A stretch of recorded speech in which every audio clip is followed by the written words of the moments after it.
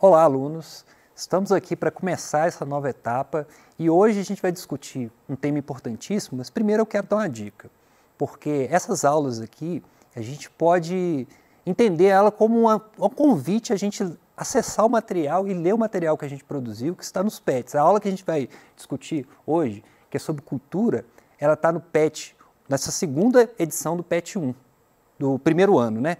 E uma dica que eu dou, e é uma coisa importante para você que está estudando, de saber como é que funciona, né? A gente que estuda sociologia, a gente estuda um pouco como as pessoas aprendem, né? E se eu me perguntar como a pessoa aprende, eu vou te explicar o seguinte.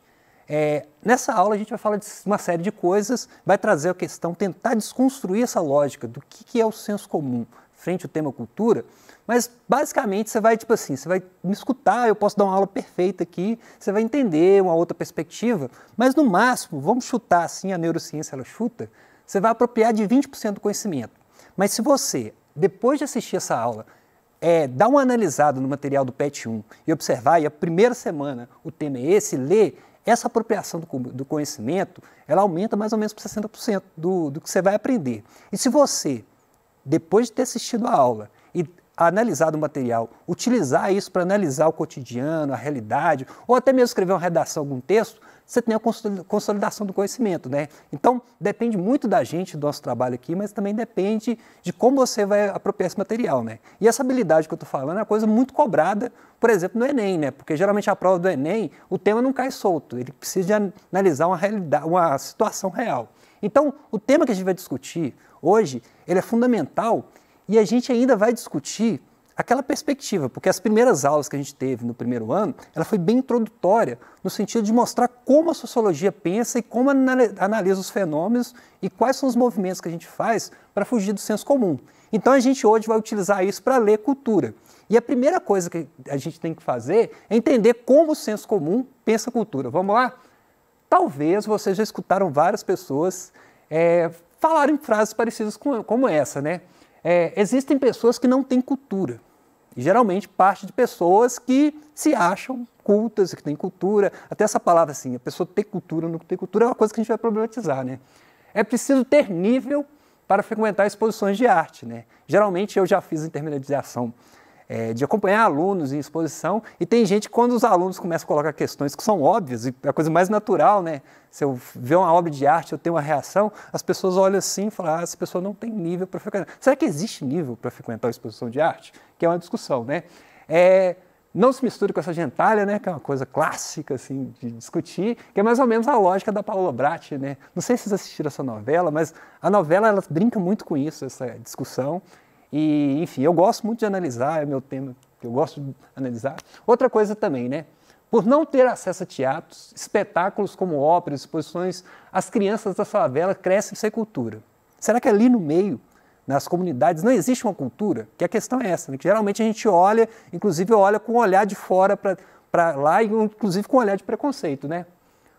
Funk não é cultura, esse tipo de música só estimula a criminalidade e a promiscuidade. Será que isso é uma realidade de fato ou será que está olhando do lugar de alguém de fora e o olhar do preconceito? Essas discussões que a gente faz, né? E por fim, por ser da roça, ele não sabe nada e só fala baianagem. E essa frase baianagem aqui, eu tenho escutado muito em sala de aula, não sei se aí na sua região as pessoas utilizam, mas geralmente é um preconceito contra as pessoas que vieram da Bahia. E eu falo, isso é racismo. Professor, racismo é só contra negro? Eu falo, não. Quando você discrimina outra pessoa nesse sentido, ignora, é uma forma de preconceito que é racismo também, né? Mas vamos discutir, e quando a gente vai analisar isso, a pergunta é, por que as pessoas realizam essas afirmações, que a gente tem que discutir, já nessa perspectiva de tentar fugir do senso comum sobre o que de fato é cultura, faz isso intencionalmente? Quais são os seus propósitos? Então a sociologia vai se dedicar a essa leitura e a gente, nessa perspectiva, a gente tentar fugir do senso comum e ter uma leitura mais profunda sobre isso, né? E para acompanhar a gente, eu trouxe uma leitura de um filósofo também que dialoga muito com a sociologia, que é o Félix Guattari. E ele vai propor 3 formas da gente enxergar o fenômeno cultural. E a primeira forma que ele vai apresentar é justamente uma forma que vai ajudar a gente a explicar, né? Que ele vai entender a cultura como sinônimo de valor. E é importante a gente discutir isso, e vocês entenderem de fato essas 3 proposições, porque geralmente eu brinco que a prova do Enem, A gente fala muito de Enem, mas é importante para a vida também, essa discussão. Mas na prova do Enem, a pessoa que fez a prova está te perguntando, você é ou não é preconceituoso? E as questões geralmente estão discutindo isso, por isso que é importante entender essa perspectiva. E geralmente quando você vai entender cultura como valor, é uma ideia muito ligada àquelas questões, que ela vai expressar a ideia de que é possível ter ou não ter determinada cultura. Vai ser justamente aquela pessoa que ela vai ser o que a gente vai chamar aqui na frente de etnocêntrica, que ela vai achar que só a perspectiva de mundo dela está correta, e se a pessoa tiver uma outra visão, ela vai achar que não é correta, essa pessoa não é culta. E aí o que ela vai utilizar? Ela vai utilizar os conhecimentos que ela tem como capital para hierarquizar a sociedade e diminuir as outras, coisas que a gente discutiu lá na primeira aula, né? E ela vai entender cultura como sinônimo de educação formal. E nesse sentido, as pessoas que não frequentaram a escola, não tiveram acesso, ele vai entender como sem cultura. Aí vai ser leitura de pessoas do interior, as pessoas que vivem em comunidades nas periferias das cidades, e de forma geral isso, né? E essa lógica de cultura, ela vai estar muito ligada a uma coisa que basicamente o fato de você ter acesso a atividades culturais deveria desconstruir, que é uma hierarquização e uma lógica de preconceito e discriminação, né? E ela vai estar ligada a uma lógica determinista, né? Se a pessoa é daquele lugar, ela tem nível, se a pessoa não é daquele lugar, ela tem nível. Ou seja, é uma visão que ela vai utilizar o que eu sei para tentar diminuir o outro e tentar hierarquizar e falar que eu sou melhor. Por isso que eu coloquei aquelas imagens de pessoas que dentro da produção cultural, elas se passaram como arrogantes, né? Então é essa lógica, né? Essa charge eu já explorei ela nessa discussão, mas ela é legal para ela exemplificar, né? Porque essa visão etnocêntrica vai ser aquela pessoa que acha que só a religião dela está correta, só a visão de mundo, só os valores, só o que ela acha que é cultura, que é o correto. E se a pessoa não escuta a mesma música, que a pessoa não tem a mesma religião que ela, se a pessoa tem outra visão, se o português que ela fala, ela foge do padrão que ela acha correto, por exemplo, se a pessoa tem sotaque, ela vai achar que está errado, que aquela pessoa é uma pessoa sem cultura. E aí a gente vai perceber que esse processo, essa leitura sobre o que é cultura, que infelizmente ela é muito próxima, né? A gente tenta fugir dela, mas geralmente a gente está ligado, porque cultura está muito ligado como a gente foi socializado, e é importante a gente, nessas discussões, a gente desnaturalizar isso, né? Então o conceito, a gente novamente no PET lá, tem um texto explicando de forma mais abrangente o que é o conceito de etnocentrismo, que é legal dar uma conferida e é importante, que é um tema que cai muito no Enem. E uma outra dessas três visões, a segunda, vai ser o que vai mais aproximar da visão que as ciências sociais, que a sociologia, que a antropologia vai discutir, que é a cultura como alma coletiva de um povo. Ou seja, todas as pessoas, grupos, povos, têm cultura e identidade cultural. Então você pode ir em qualquer espaço, mesmo naquelas comunidades onde as pessoas não tiveram acesso à educação formal, e aí, a princípio, você vai até acusá-las de analfabetas, mas se eu for observar, você tem uma música que é feita, que é totalmente particular daquele povo, você tem a culinária, os costumes, os valores. Então, nesse sentido, nessa visão, não existe povo sem cultura.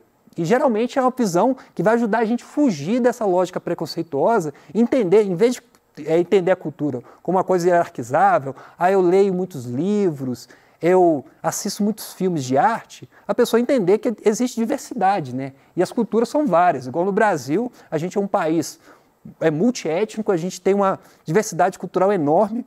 E o Brasil, acho que eu costumo entender, e a gente vai entender por que desse problema, que o grande problema de nós brasileiros é que a gente não conhece o Brasil de verdade, né?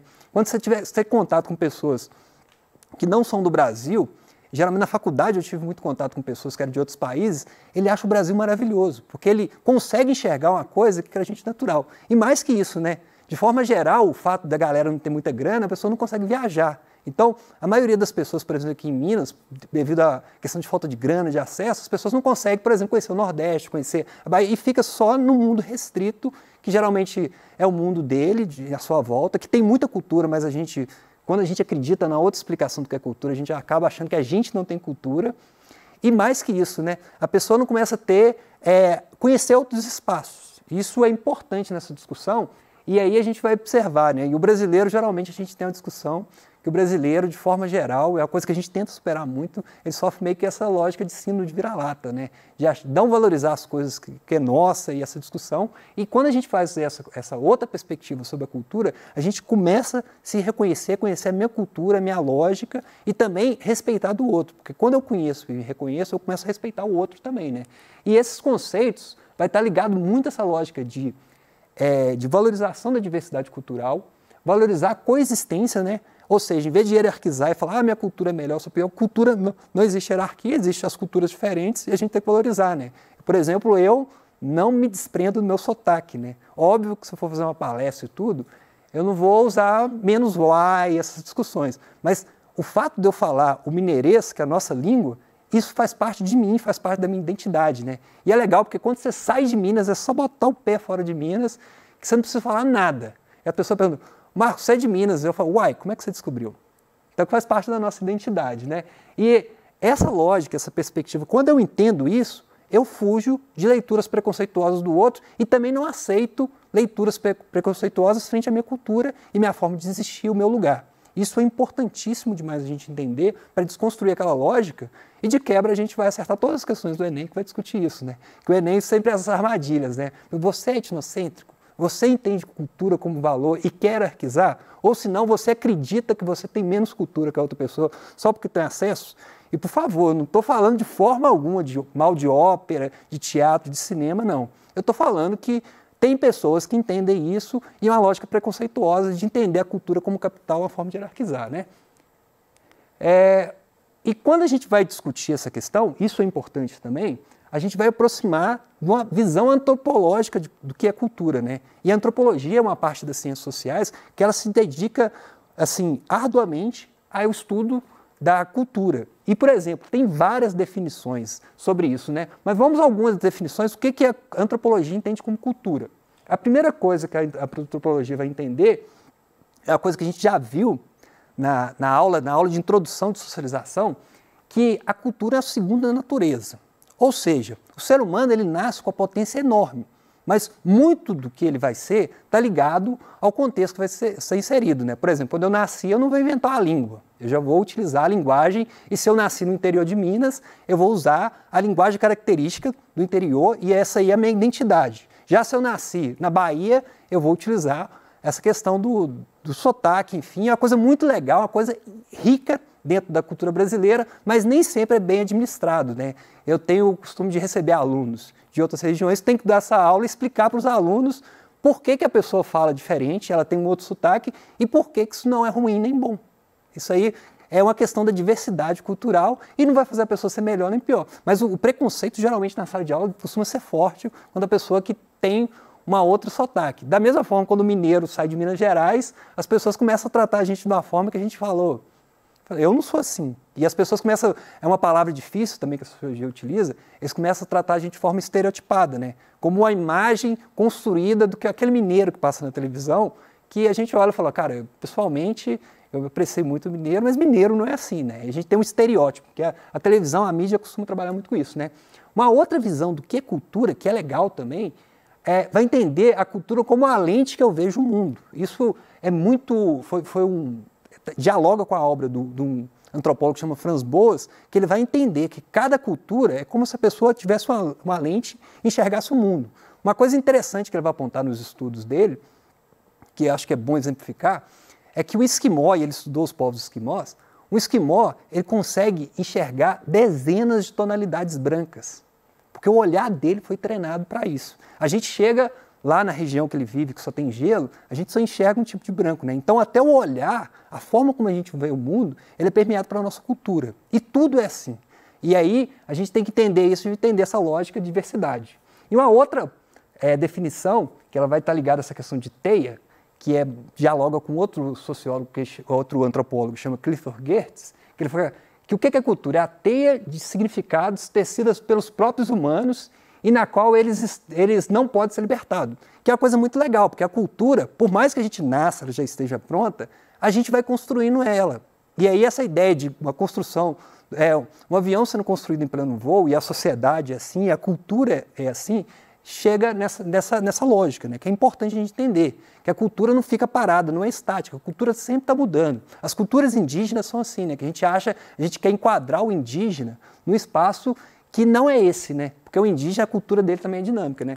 E uma terceira perspectiva ligada àquela do Félix Guattari é a cultura como mercadoria. Aí vai ter toda uma discussão sobre indústria cultural, que é muito legal, a gente tem acesso a várias partes do mundo, mas também tem uma crítica muito pesada, né? Porque será que a gente, nesse contexto que as pessoas chamam de globalização, a gente tem acesso a todas as culturas ou a gente tem acesso só a uma determinada cultura produzida por um país central?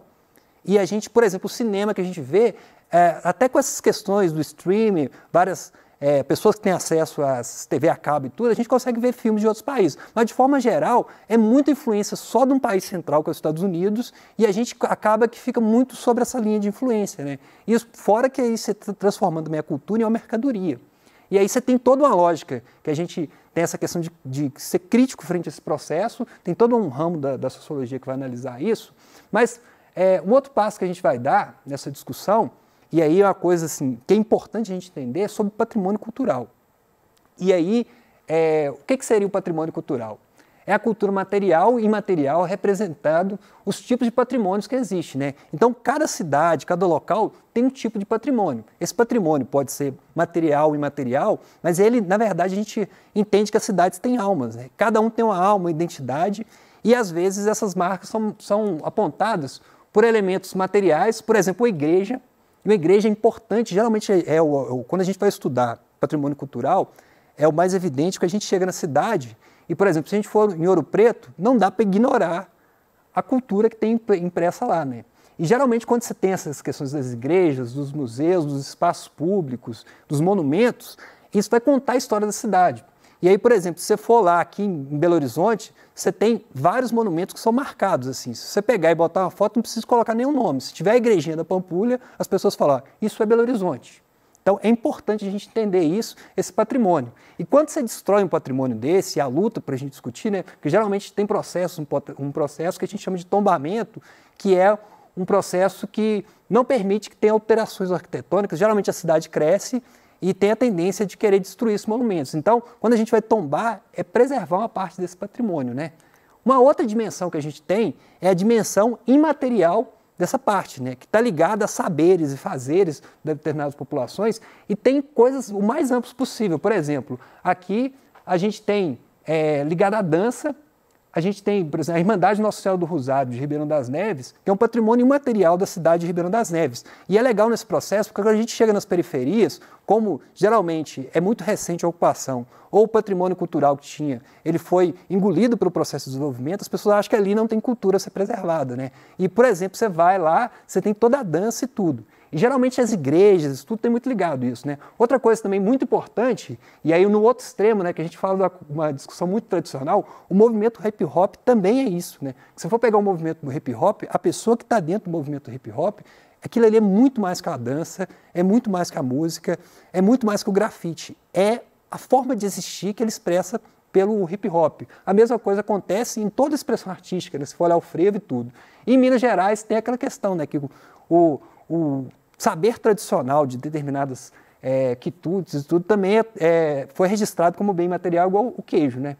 E sobre essa discussão, e é importante discutir, a gente fez uma pergunta no começo, se funk é ou não é cultura, né?